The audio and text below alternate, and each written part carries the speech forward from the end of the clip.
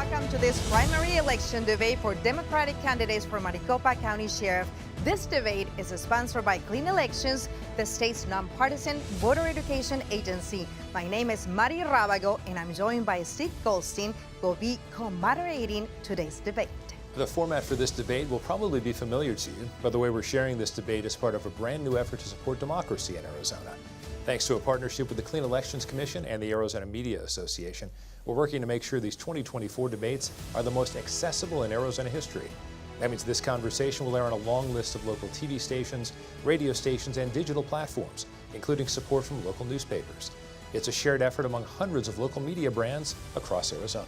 That is correct, Steve, and transparency is critical here. That's why this debate has been designed with input from a broad group of journalists in Arizona representing urban and rural communities. And we are trying to keep the rules very simple. Each candidate will have 2 minutes to make an opening statement and 1 minute for a closing statement. Candidates have draw straws to determine the order.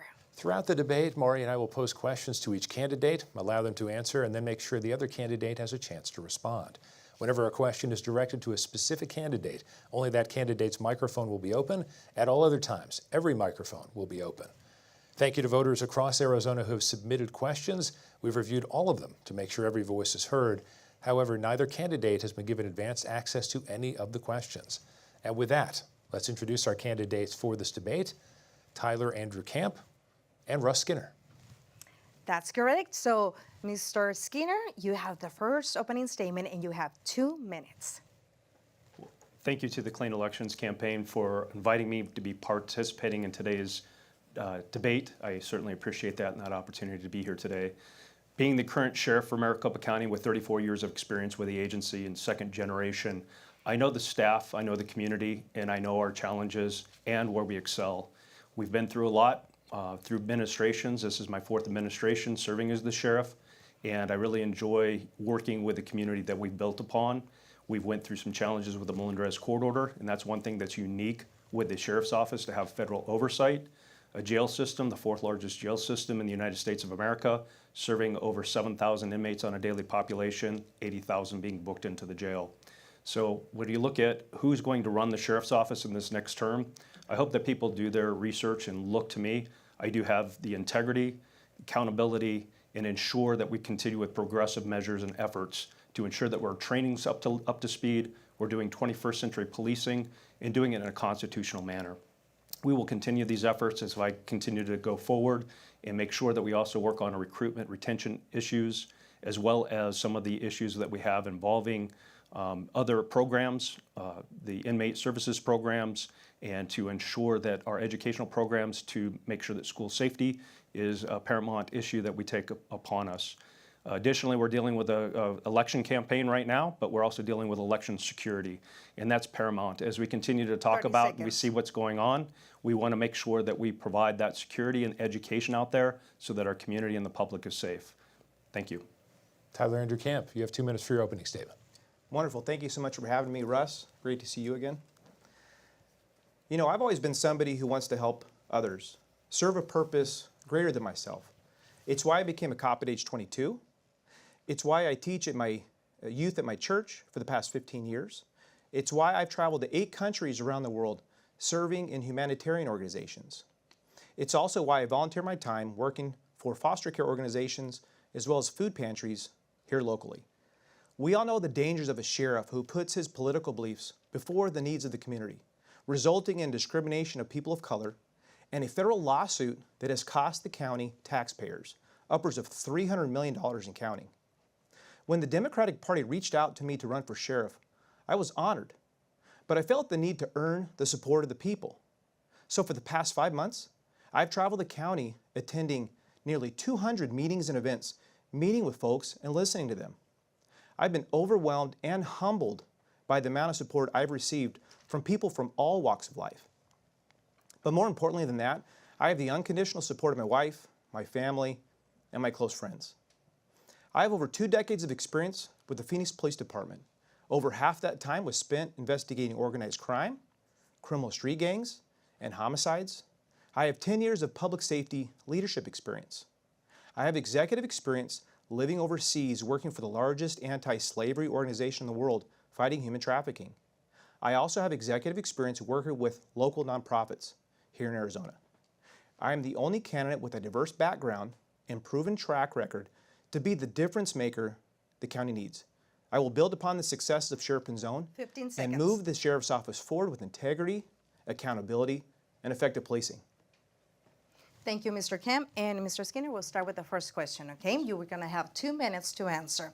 11 years ago, following a long lawsuit, MCSO was ordered to stop racial profiling of Latinos here in the Maricopa County and have that overseen by a court monitor also. There are still concerns and also complaints within the community about whether MCSO has stopped those practices. What reforms have been successful in your opinion? You have 2 minutes. Yes, we've had lots of reforms that have been successful. In fact, both in the first and second court order, we're 100% compliant in phase 1, which means the policy and training has been delivered. In phase 2 compliance, making sure that that is actually being carried out on the street, we're over 90% compliant in both phases. So those reforms are lasting. There's continued compliance, substantial compliance with those efforts, especially over the past 7 years as working with Paul Pinzón as the chief deputy. One of the paramount issues we were working on is to ensure that that court order, those reforms, and those compliance measures were up to where they need to be. I was one of the first lieutenants that actually was assigned to the Court Implementation Division in October of 2013. So I'm very aware of all the issues involving the court orders as well as the supplemental court orders. We have gained substantial compliance and substantive reform that we'll be dealing with, that even if the court order goes away, those reforms are going to be lasting within the agency as needed to be able to be progressive in our policing in 21st century to ensure constitutional rights of our public and our community are upheld. Secondly, with that, we have a recent annual traffic study. This is post-traffic stop analysis report. It shows zero disparities in the Latino drivers that we have contacted over this last year, which shows the major progress that has been made, as well as the other issues in the third court order of the backlog of PSB investigations. We've went from 2,100 to 1,400 backlog cases in a matter of several months. So we've made those and we're continuing on the path, and as the sheriff, I will continue those progressive efforts to make sure that the community continues to be served as needed and as they're expected, and we will make sure that we do those reforms. Thank you, Mr. Skinner. And Mr. Kamp, would you like to elaborate? What reforms do you think have been successful so far? Yes, I want to be clear about something too. In order to fully graduate from these court orders, we must be in compliance for 3 years in a row. Fully compliant for 3 years in a row. At this moment, we have not been in compliance for one single day. And I understand it's a complex issue, but that has to change. The two most pressing issues with the court orders are the backlog of internal employee misconduct investigations, as well as dealing with racial and ethnic disparities in traffic stops and non-traffic stops. This fractures trust with the community. It also fractures trust within the organization because it prevents some employees from promoting or even transferring. I have an accomplished record of getting things done. And in my experience, it comes down to a couple things. One is people and process. You have to have the right people in place. You have to have enough people in place. You also have to have the right processes. And I think a more effective way we can do this is train and empower some of our frontline supervisors to deal with some of the lower end misconduct complaints. And also, with better customer service, we can limit the amount of complaints coming in on the front end. Mr. Kamp, let's go to you on this next question. In your opening statement, you referred to the amount of money that the Melendrez case has cost taxpayers, many, many millions of dollars at this point. If you were in this office, what would you do to absolutely ensure this kind of thing didn't happen again? As you said, this was a very complex situation. Yes, and I think Sheriff Pinzón has done a great job putting us in the right direction, but there is definitely more work to do. And a lot of that comes with fostering relationships with the community. One of the things that Sheriff Pinzón did was he created community advisory boards. These are important, and that's why I have traveled the county meeting with so many different leaders and stakeholders in our community, fostering those relationships. Because when issues arise, it's important that we have that open communication and dialogue to deal with some of these complaints. Mr. Skinner, do you have ways to ensure, if you stay in this position, that you can actually make these improvements and make sure, promise the county voters this is not going to happen again, your money will not be wasted. Yeah, absolutely. I'm one of the first ones that was involved in this court order. I know the court order back and forth, every paragraph relative to it. So as far as somebody that has the institutional knowledge, I know what was done in the past will not reoccur in the future. We put reforms in place to make sure that they're lasting reforms, the training, the experience that is there continues to move forward. We've shown that with our substantial compliance that has been gained. The other thing is I've already reached out as sheriff to the Community Advisory Board that is part of the court order to extend the communication, to invite them to be part of the participation relative to policy review, as well as other community member advisory boards involving Latino community members as well as African American, LGBTQ+ members. And I opened up the doors because I don't want those doors to be closed. They were closed in the past. We also continue to work with other agencies to make sure that we're equipped and we provide the resources to provide public safety to our community, not just in the municipal areas, but throughout Maricopa County. That's one thing that I've been able to do as the chief deputy for Pulp Zone, and working over the last 7 years, have built those relationships. And don't get me wrong, the number 2 within the agency drives those initiatives and drives those operations for the sheriff. So I know that. I've been on the ground level in being able to do that, and I will continue to move the needle forward with compliance so that we can start looking at remedy from the reform or the oversight, but the reform will always be there. Okay, Mr. Kamp, what additional reforms regarding racial profile do you think still needs to be done and take place?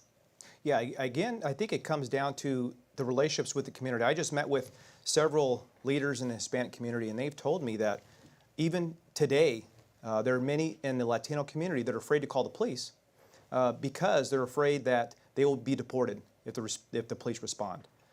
This can't happen, and that is a problem, and that is a relationship issue, it's a communication issue.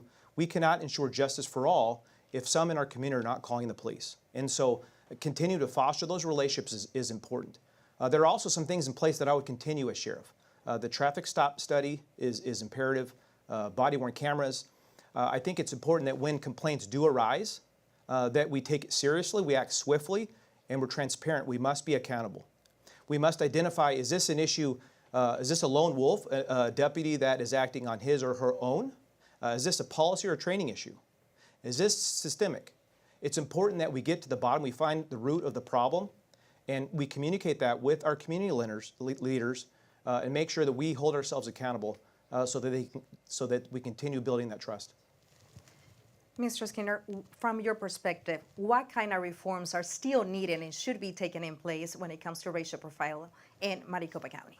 Yeah, obviously we've got 2 big issues, and that's the PSB investigations and the backlog. We need to ensure that we get those done in a timely manner, and we've got a third order that ensures that is being done. We have policy that the monitor team, the parties, the ACLU, DOJ, and the CAB have weighed in on, and we are showing that movement forward.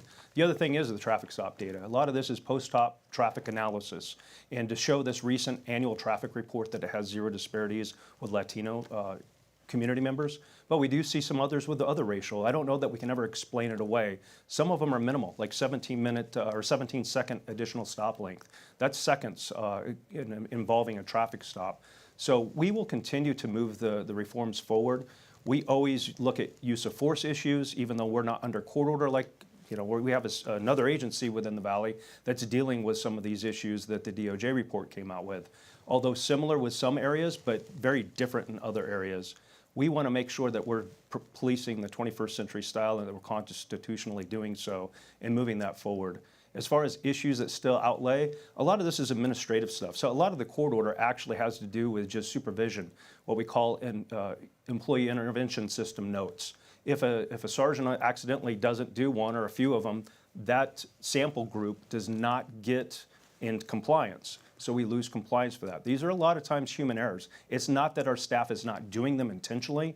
There's a lot to be done with less resources. So we want to make sure that we continue to stay ahead of it. We have an internal Bureau of Internal Oversight that does a lot of compliance checks so we can be self-sufficient, and that's what we want to do. The goal of this is to make sure that the reforms stay in place and that we don't need oversight anymore. So we're working towards that goal, and I'll continue to do it as sheriff.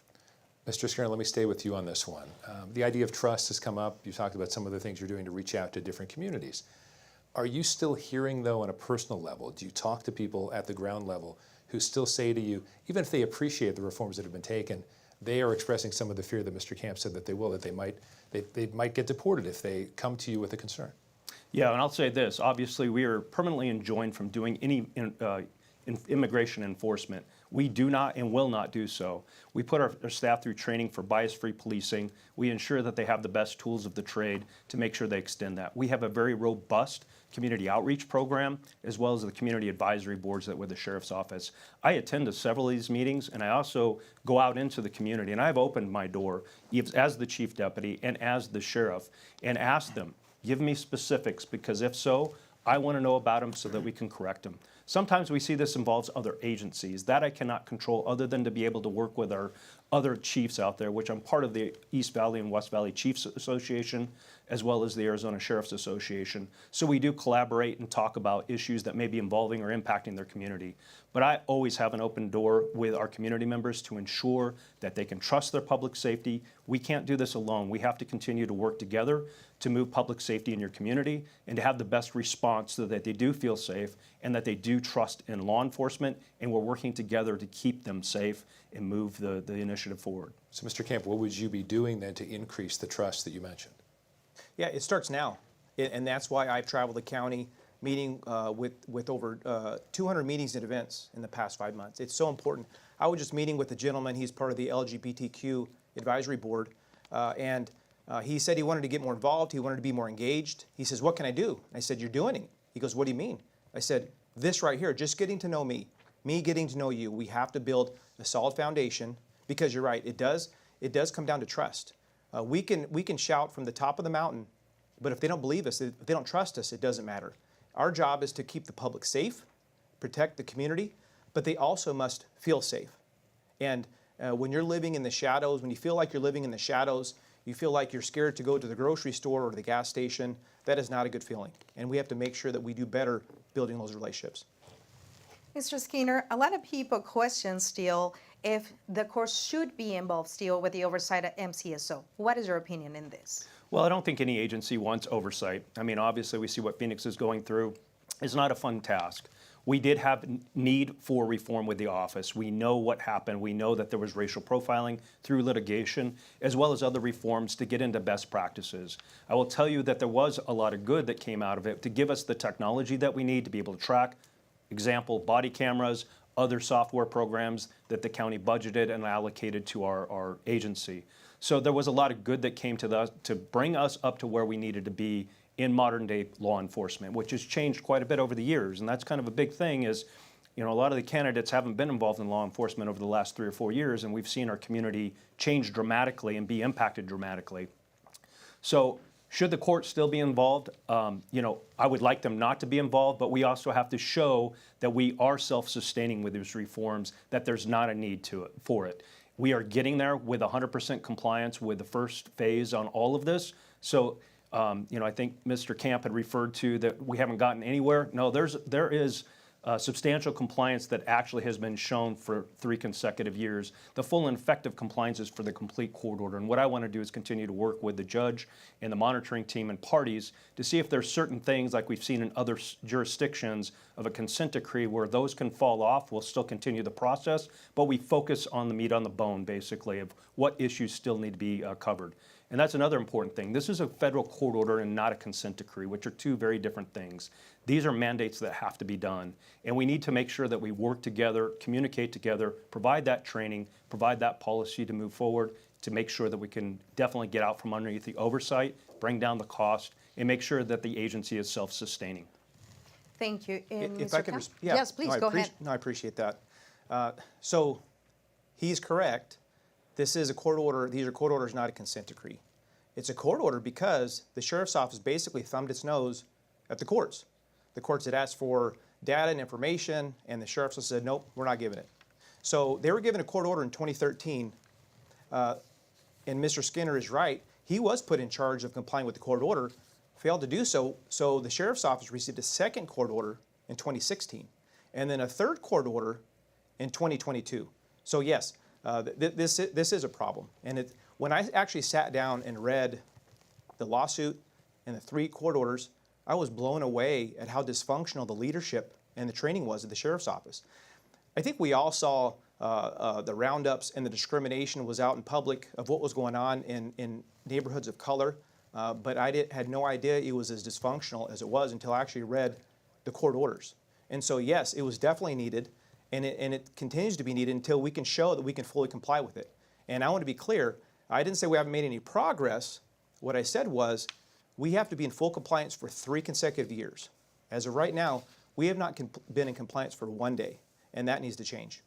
Mr. Skinner, before we go to our next formal question, do you want 30 seconds? Yes, absolutely. And again, there are almost over 200 paragraphs relative to this order with subparagraphs. There are paragraphs that we are in compliance with, and some we have been in compliance with for over 3 years. So to say that not 1 day, it is the complete court order, and that's what I want to work with the federal judge, the monitor team on. Are there things that we can reconsider relative to some of those paragraphs that we have shown effective compliance and reform? Okay, let's stay with you on this next one. Should Immigration and Customs Enforcement be coming into Maricopa County jails to check the immigration status of inmates? Does your office have any control over that? Yeah, obviously the Maricopa County jail system serves over 23 different agencies. This, because it just has MCSO on the building itself, doesn't mean it's our facility and we can deny. That'd be like telling Phoenix PD, oh, you can't bring your people in here to book. We have to provide adequate space for them to process individuals, whether it be on the local municipal level, the state level, and the federal level. We offer space to the Federal Immigration Department to be able to do their job in a safe manner, effective manner, and out of the elements. So as far as that goes, we're not involved in the actual processing. Again, we're forbidden, nor would we be able to do that, or would we do that. This is just providing partnership, which we all have to have in law enforcement to be able to make sure that our public is safe and our community is safe, and give them a platform and opportunity to do their job. Those doors will remain open to our partners, both on the federal, state, and local level, so that they can do so, and they can do their job efficiently and make sure that we keep our community safe. Mr. Kamp, are you concerned about ICE, immigration status in the Maricopa County jails? Yeah, and I agree with Mr. Skinner on the relationship with Homeland Security and our law enforcement partners. It's important that we have good relationships, not only with the community, but our law enforcement partners as well. But I want to be clear about something. I want to say something I will not do as sheriff. We will not engage in courtesy holds, a common practice that Joe Arpaio participated in for Homeland Security. We will not hold people longer than we're constitutionally allowed to hold them. We will also not engage in proactive immigration enforcement on the streets. And so I want to be clear that we will not participate in any type of immigration enforcement like that. Well, if you don't mind, I'll stay with you for the next question. So to what degree do you think MCSO should be involved with immigration? Like you mentioned, even checking the status of, the inmates, especially because in the past, this office has been accused of neglecting the investigation of hundreds and hundreds of cases of sexual abuse on minors because being so focused on immigration enforcement. No, you're right. And that was one of the things that was exposed under Joe Arpaio's watch in the sheriff's office, was they were spending so much time conducting immigration enforcement, they neglected a lot of the sexual abuse cases and some of the more serious offenses that were occurring in Maricopa County. Mr. Skinner, would you like to elaborate on this? Yes, too? absolutely. Yes. And we do not do any immigration holds. We do not hold anyone longer than they're to be released. We release them at the time that we get the order to release. And if immigration or anybody else can't process within that, they're released. We don't rely on if they're showing up or not. We make sure that we get them out of the jail system in time that they need to be. So secondly, we do not enforce immigration law. We will not enforce immigration law. I believe SB 2060 is on the books, and there's a lot of process involved in that, but that is not something we will pursue by any means. And our staff is trained in doing so and not doing so, and making sure that our community is safe, and we're providing public safety. My biggest concern is providing a safe community, and our services, our resources are utilized for those communities that need us. Mr. Skinner, I want to stick with you on this one. Going back a little bit to how you would run the office, obviously you've been there since Sheriff Penzone resigned, retired, you took over those duties, but what sort of tone do you think is important to set for the office, for the staff, the people working under you, that if you're saying right now, MCSO is not going to be involved in immigration enforcement, we don't want it involved, but what about the attitude of some of the people under you? Are you able to get it across to them that this is the tone I want to set? Yes, again, the agency is reformed from immigration enforcement. Those people are no longer there. They've been trained. Most of that staff is gone. That's an era that's gone by over a decade ago, 7 years ago. What we do is we make sure that they're trained in constitutional policing, That is one of my main goals, is to make sure that we uphold constitutional policing. The other thing I bring to the table is I've walked shoulder to shoulder with the staff for over 34 years. I know what they've been through, the good, the bad, and the challenges. Obviously, the court order, the constitutional infringements that were brought upon the agencies left a scar in our community and a scar in our agency. And the one thing I want to bring back is that bridge to make sure that people are proud to put on that uniform, continue to do their job, they're supported rightfully, as well as the community. That scar will never go away, but they know that there's a new era in this administration, and they want to make sure that we provide the services that they need. So I will continue that path that has been set right away, and I can tell you from a recruitment and a retention standpoint, knowing that a deputy sheriff is running their agency, they feel very confident. It hasn't been since 1944 that they've had somebody come up through the ranks and become a deputy sheriff. And I also uphold, my whole career has been based on integrity and has never been challenged. I have been able to show accountability with staff members that have challenged any type of policy violation, and we will make sure that we uphold the highest degree, because we have law enforcement professionals working in this, and our community needs to continue to trust us. Mr. Kamp, what leadership tone would you set? Can you assure people watching right now, Maricopa County voters, that there would not be quote unquote bad apples under your leadership? Yeah, we are one generation removed from the Joe Arpaio era, and I think it would be a major step backwards if we elected a sheriff that worked under Arpaio for 24 years. It comes back to trust with the community once again. And right or indifferent, if the community doesn't trust the voice of the sheriff who's worked for Arpaio for 24 years, it's very difficult to continue to move the sheriff's office forward. Well, let's continue with the area of Arpaio, because Tent City got garnished worldwide news because of what the practice of that office had at the moment. What reforms or what changes do you think, Mr. Skinner, need to be done when it comes to the jails of our county? Yeah, and again, I've worked for, this is my fourth administration myself. I came in under Agno, so you take the good and the bad from the leadership that is before you. You learn from that. And obviously, my biggest challenge is to make sure that the scars are erased within the agency, that they're proud to put on the uniform, and that we continue to build with the community. Are there reforms? Yes. Progressively, we look at this. This county's changed dynamically. Every day, they say between 200 and 500 individuals move into Maricopa County. We've seen everything from protests. We've seen everything from election cycles being very different than they were in the past. So to be progressive is law enforcement's challenge, but we need to make sure we're on the cutting edge. And I ensure that. I make sure that we have the training, we partner with the resources and the agencies that are there, and that we also elicit the community to make sure that we're engaged in meeting their needs and expectations. We have to listen to what is needed, because none of us can solve this alone. This is a community problem, and we want to make sure that crime's down. We want to make sure that we respond to any type of major event or protest with according resources, and that we use definitely deflection issues, as well as dealing with mental illness and the fentanyl crisis. One of the big things that I did with this budget cycle is make sure that we have co-responders that are clinicians, medical clinicians, to go out and respond regionally in the communities. I've done a lot with the jail system. We're working on medical electronic devices to make sure that we continue to get to them fast if there is a medical emergency. This is not like it was in the past. There's been a lot of discussion out there. Law enforcement has changed dramatically over the last 5 years. Our inmate population has changed dramatically. Fentanyl is hitting our street, mental illness, drug trafficking, sex trafficking, and human trafficking. And we're putting measures in place, programs in place. We just worked with ASU STIR grant to be able to get some educational tips out there for our staff and for our inmates. So we're working towards those goals. Mr. Kamp, would a model like Tent City be an option for you if you would win the elections for the jails in Maricopa County? Yes, but can I go back and address the jail question? Go ahead. So, yeah, two of the biggest issues with our jail system currently are the smuggling of drugs inside our jails, resulting in many overdoses. One overdose is too many. And secondly is staffing. But in relation to drugs being smuggled into the jails, they typically come through intake. And whether that's through an inmate or a visitor or employees, we have to revamp the intake system to make sure that these drugs are not getting smuggled in. We also must do a better job vetting the employees as well as visitors that come in through intake. Now, staffing is a major concern. We are at historical lows when it comes to staffing at our jails. It's not safe for our employees, and it's not safe for inmates.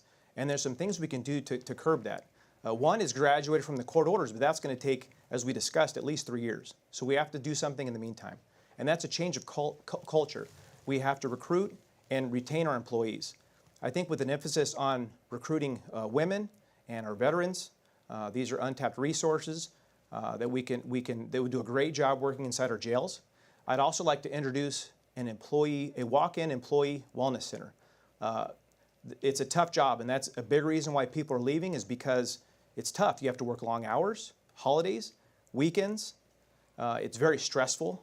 And so to have a clinical practitioner resources available for the employees, they could just walk in and be provided with some of these resources to treat not them physically, but also their mental health. It's so important, as well as your family. And this wellness center would be open to the family as well. A healthy family life means an employee who's happy and can provide better customer service for the people in the jails.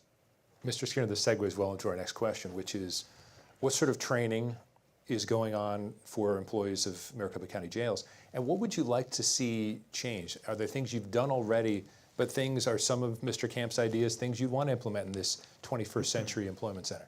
Well, I'll tell you this, again, this just goes Mr. Kamp not knowing the agency as well. We do have a wellness CISM group that does work with our employees and their staff members. We have a very robust program for our inmates involving correctional health services, the Redeem program for our inmates that looks at cognitive change as well as substance abuse change. We do give them that program. The challenge with the jail system is that, these are pre-sentenced inmates. A lot of times they're booked in. We don't know necessarily when they're going to come out of the jail system, or if they're actually remanded to the jail system, it's under a year. So we want to make sure that we continue the programs, and we have been able to provide them good opportunities for educational programs, to get them off of addiction issues, to give them the mental health and the resources once they get out. A very robust rehabilitation reentry programs, what we continue to maintain. And our employees, we continue to work on benefits and compensation. One of the things I'm working with the Board of Supervisors on, as well as state and even federal leadership, or benefits and compensation for our detention staff and the rest of our public safety and our deputies, for hopefully a STEP plan. We're the only agency in pretty much the United States that does not have a designated STEP plan, and that's one of my initiatives that I want to move forward with. And with the recruitment and retention efforts, we're providing those issues. Mr. Kamp, as a follow-up to that, do you think you'd be able to get those plans implemented better than Mr. Skinner? If you two share ideas, is there some way in which your leadership you think would be more effective? Yeah, I think as sheriff, your job is to inspire. It's to lead and inspire and cast vision.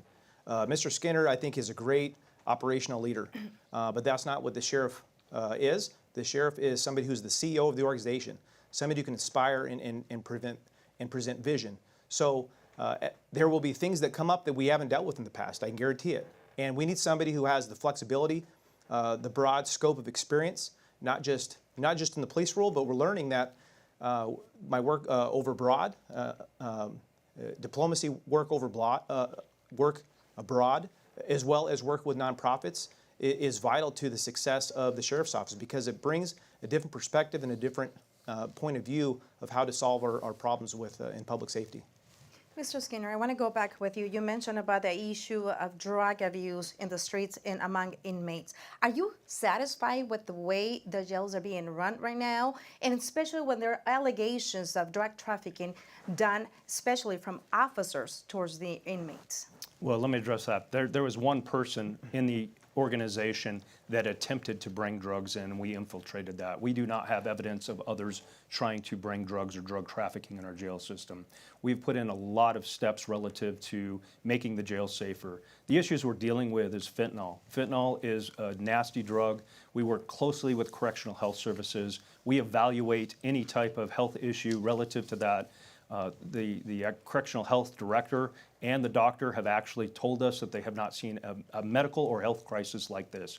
Let's face it, the people that a lot of times enter our jail system aren't the healthiest individuals, both by exposure to our elements out here, as well as the drugs that they may be taking and at the level that they may be taking.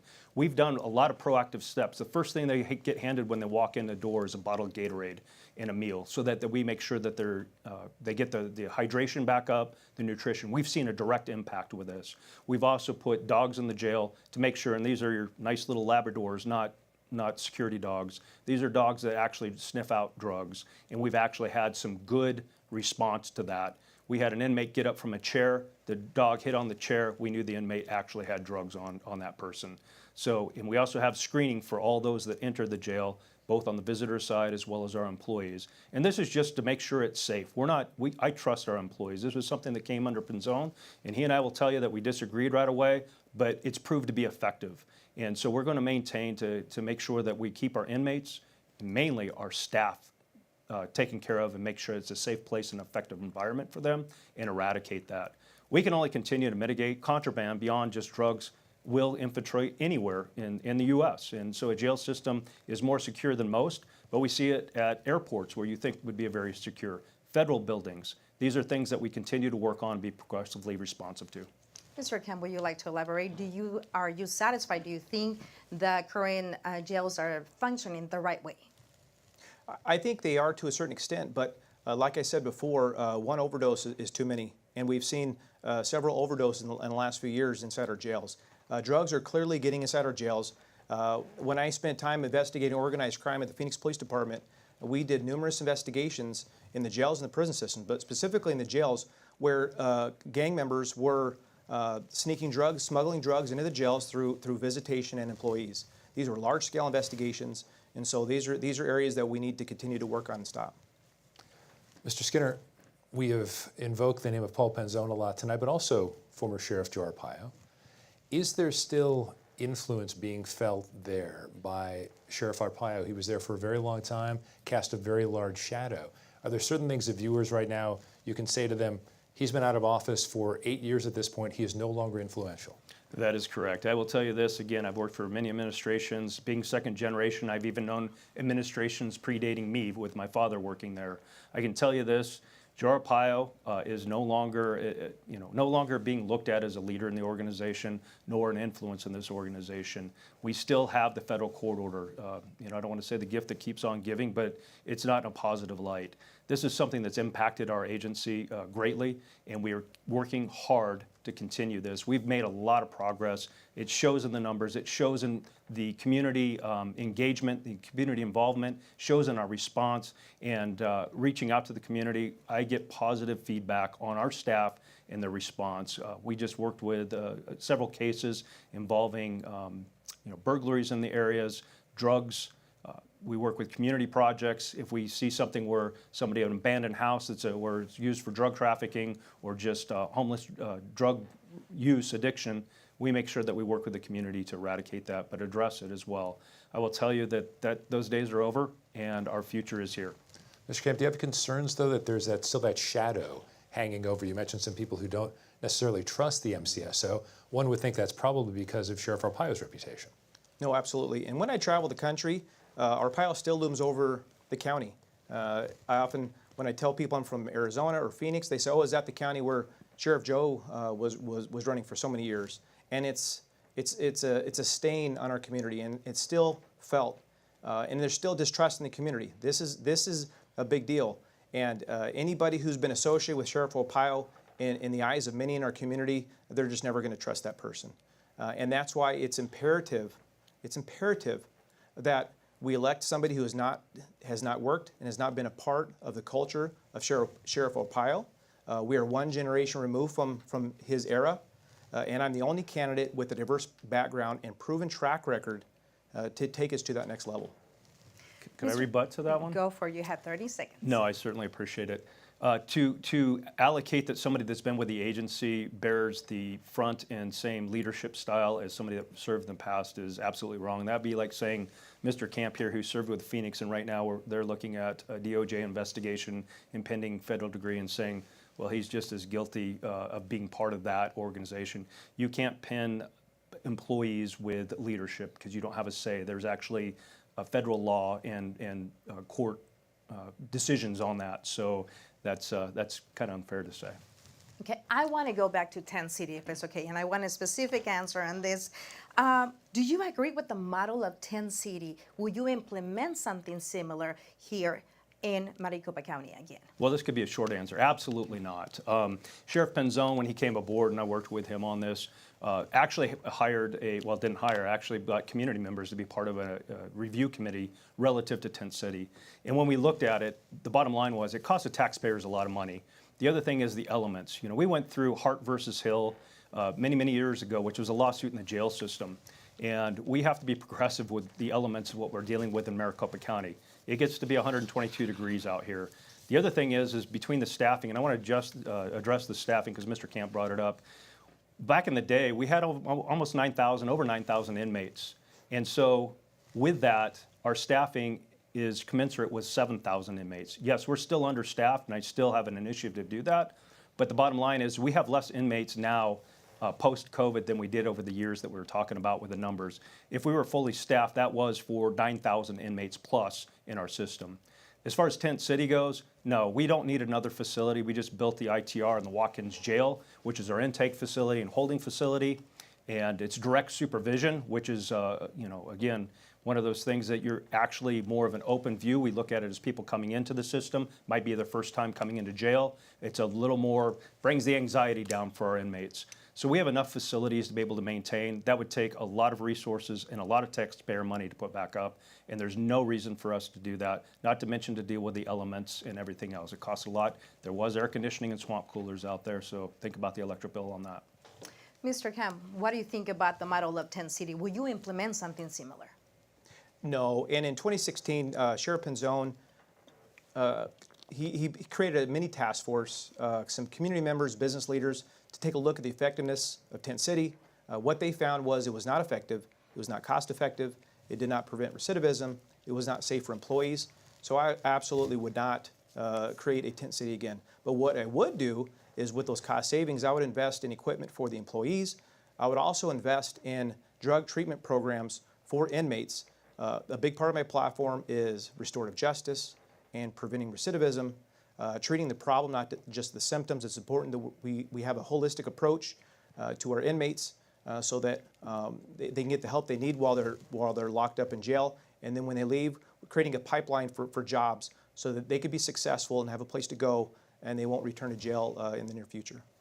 Mr. Kamp, let's shift topics here. Recent election cycles have seen an increased number of threats against election workers. Sheriff Penzone worked closely with the Maricopa County Board of Supervisors, the county recorder, to help protect workers and provide more security. How high a priority would that be for you? It would be a big priority. And Sheriff Penzone did a great job in the last couple of election cycles, but there has been an increase of threats, threats of violence, intimidation, and we cannot allow that. We have over 220 voting centers across the county. We will have anywhere from 2,000 to 3,000 part-time and full-time election workers working during that time. We will have about a dozen or so drop boxes. And so the protection of our election system is critical for our society to thrive. And so I think it comes down to collaboration and planning. We must collaborate with election officials, our law enforcement partners, stakeholders. We must outline clear rules of engagement, roles of responsibility for everybody involved, and we must go over emergency scenarios. Let's say there's a bomb threat. What do we do, and who does it? What are the distances for protesters or somebody with a gun on their hip? These are all things that need to be discussed and planned ahead of time. The goal of election security is de-escalation, the protection of our election workers, as well as the community. Mr. Scooter, how important do you think that collaboration was with the sheriff, the supervisors, the county recorder? Well, I was part of that collaboration, absolutely. In fact, we continue throughout each month we meet. In fact, more so as the primary comes up each week. I've partnered with the Board of Supervisors, county leadership, our federal partners, county elections. In fact, we just did a press conference today relative to election security issue in reference to one of the magnetic keys that was stolen by a temporary election worker. This is one of the things, Paramount, that made the decision of my appointment by the Board of Supervisors was to ensure that continuity continues. We've built a platform since 2020. Again, prior to that, there were not a lot of issues with the county elections. It was a one-day event that a lot of our staff went out and actually just spent the day out there to ensure those ballots got back to the McTech Center. That has changed dramatically since 2020. We actively communicate. In fact, I actually have a meeting coming up with city managers, county manager, and all law enforcement chiefs in the county coming up July 10th to discuss and continue to discuss our partnership as we deal with the 220 ballot boxes, but also the McTech Center. And we've strategically placed resources out there to allocate to that to make sure that everybody is safe and secure in that election process and dealing with the threats that may come to electeds or others involved in the election cycle. We have a lot of volunteers that stand up this time to be able to do this, and we make sure that they're protected and they're secure and they feel safe to do so. So we will continue those efforts. It's been seamless, and the continuity's there. I've got a proven track record of already doing it these last two cycles, and we'll continue the path, and we can progressively train together, communicate with each other, and work together to accomplish it. Staying on this topic, Mr. Skinner, do you believe the Maricopa County election workers should feel comfortable with the help they are getting from the MCSO office, and why? Absolutely. They should feel very comfortable. We help train them. They're actually part of the collaboration that we continue to work with. We provide training material to them. We work with elections officials to make sure that's delivered. We also give them the resources. We place supervisors out there working with the election staff to make sure that they have a line of communication. We set up our emergency operations center for them. We make sure that we also provide the security working with protective services and the other agencies that are out there at the ballot locations to make sure that they get visibility and they make sure that they know what to do.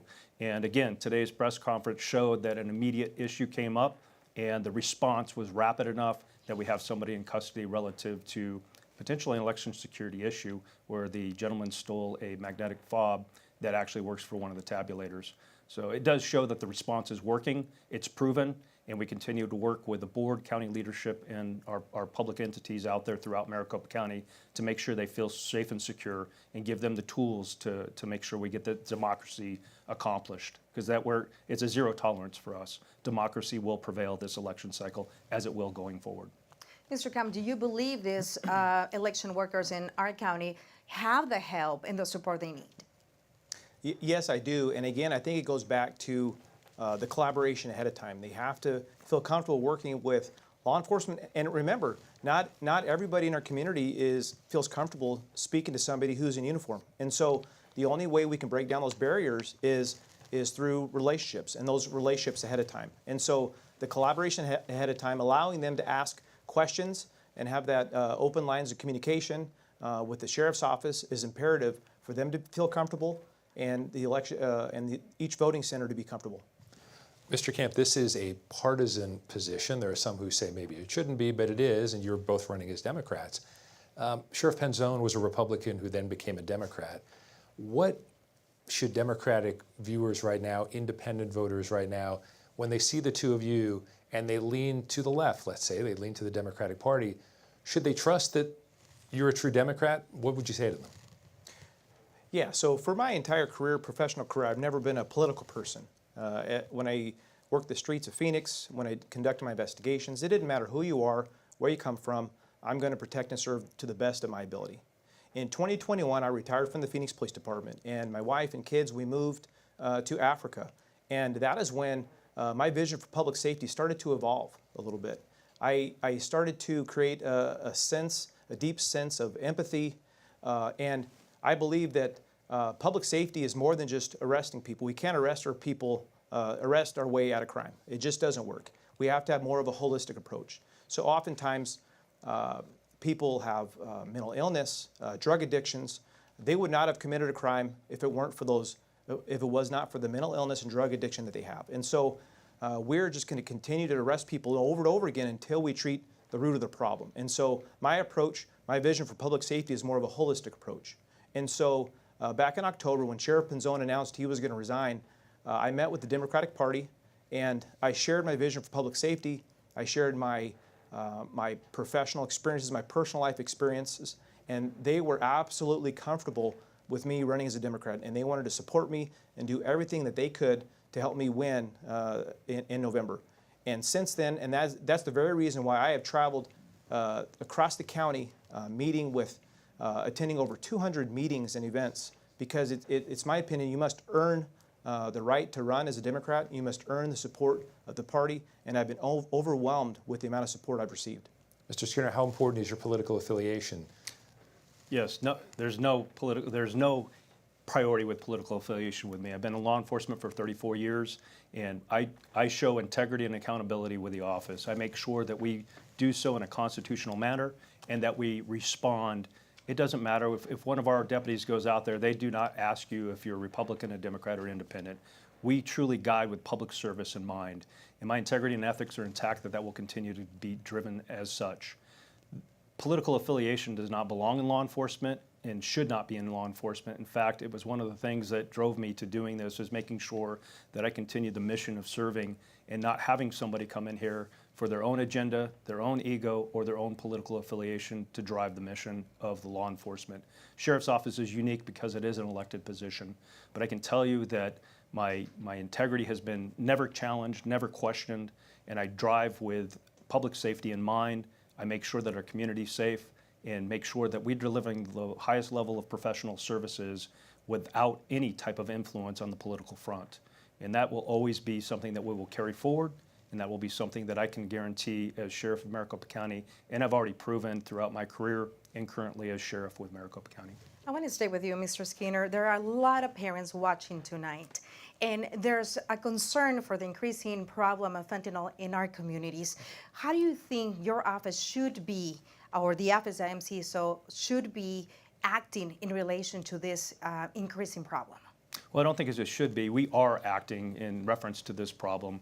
We actually have a group that's out of the opioid area within our office, doing a lot of educational programs within the communities, but also on the fronts with the county, the state, and the federal side to make sure that we're getting the education out there. 30 seconds. The education out there, as well as making sure that we're being on the forefront of it. We also have a lot of grant programs that we're driving forward and making sure that we're getting and delivering those services of educational, but also the enforcement side of it. It's twofold. We need to make sure to prevent it, and we need to make sure to enforce it and make sure that we don't have it happen again. Mr. Kamp, how should this office be acting in that regard? Yeah, there's a couple ways that we can really curb fentanyl in our county. What I found through my years of experience investigating organized crime is most of the fentanyl is coming across the border in different ways. If we can target the infrastructure of these distribution organizations, it causes a lot of problems for them, because oftentimes the people that are bringing it across the border do not have the connection with the people that are selling it out of the houses. So we can curb the problem by taking out some of the infrastructure. But I think more importantly than that, if we don't have a demand for fentanyl, then there will be no need for a supply. And so one of the things I like to do as sheriff is create a website, a public safety website that educates the public, that provides resources to the public to safeguard your own families. The sheriff's office, the police departments can be everywhere all the time. And so I want to empower the public. We are all collectively responsible in safeguarding our families and public safety. And so by educating the public, teaching our public the latest trends with drugs, what fentanyl looks like, what newer drugs called trank looks like, 10 seconds, what sir. it does to the body, what it does to families, that is critical and that's important. And so that's what I will do as sheriff, is educate our community to safeguard themselves. Gentlemen, thank you both for a spirited debate. We appreciate it. Now it's time for closing statements. Each of you have 1 minute. And to keep us on time, we'll politely cut you off if you run over. Russ Skinner, you have the first closing statement. 1 minute, sir. Yes, well, thank you again to both of you. I appreciate being here today. As the Sheriff of Maricopa County and with 34 years of experience, the past 7 of them as the Chief Deputy under Paul Penzone, the leadership experience that I bring to the table, as well as knowing the staff, the community, and our challenges and our weaknesses, challenges, and our strengths. I will continue to serve under the unique challenges of the Sheriff's Office, make sure that we make progress where we need to relative to the compliance efforts, standing reform, and make sure that we take care of the staff as well. Our service to our community is definitely the forefront. I think we have come a long way over the last 7 years, and I want to continue to drive that mission forward. Standing in this position, I know every inch and every aspect of the agency, as well as what is needed to get this done and provide the best level of public safety. So I thank you for the time. Mr. Kamp, you have the next closing statement. 1 minute. Yeah, who do you trust? Who do you trust not to politicize the office and abuse its power? Who do you trust to fully comply and graduate from the federal court orders? Somebody who's worked for Joe Arpaio for 24 years and not once objected to his unconstitutional practices and policies? Somebody who's put in charge to comply with the court orders, failed to do so in 2016, resulting in a second order, failing to do so again in 2022, resulting in a third court order? Or somebody with a fresh face and a fresh voice? Somebody with a proven track record of getting things done? Somebody with experience as a crime fighter, diplomatic experience working in countries overseas, and executive experience, a lifetime of experience building relationships with our nonprofit groups in our community. There's a reason why Mr. Skinner was appointed by the Republicans on the Board of Supervisors, and I was recruited by the Democratic Party. Organizations that fail to adapt You have to 10 change seconds, sir. are dead already. My name is Tyler Kamp, and I'd be honored to have your vote as the next sheriff of Maricopa County. Well, this wraps today's debate with the Democratic candidates for Maricopa County Sheriff. As a reminder, the Arizona primary election is July 30th, and early voting starts July 3rd. All registered voters can participate in that primary, including independents. There are a lot of offices up for election this year, so we'll keep hosting debates through the November general election. Head to azmedia.org to see a list of every local media partner, plus upcoming debates, and where you can find them on TV, radio, and digital platforms. You can also see the full debate schedule, learn more about clean elections, and submit questions for future debates by heading to azcleanelections.gov. On behalf of our partners at Clean Elections, the Arizona Media Association, Reister, and Bitfire Studios, thanks for joining us.